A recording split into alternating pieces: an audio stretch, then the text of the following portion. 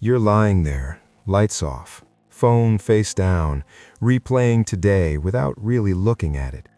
You know something slipped. You just don't want to name it.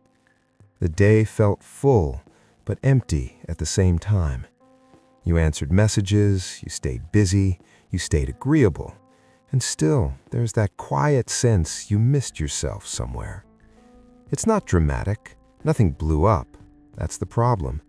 The same patterns, the same small compromises, the same promise to do better tomorrow. You're not confused because you don't care.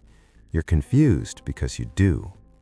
Frustration creeps in when you realize how familiar this feels, how many nights end like this, how easily today blends into yesterday.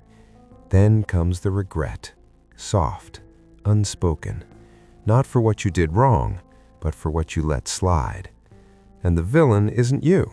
It never was. It's comfort telling you not to think too hard, distraction numbing the edges, routine keeping everything just acceptable enough, tomorrow standing there patiently stealing today. But here's the truth. Nothing changes in the morning. It changes here, in this quiet moment you usually skip.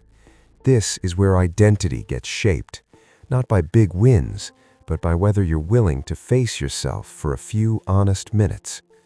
Discipline isn't punishment, it's respect. It's choosing to look at your day without flinching, owning it, not judging it.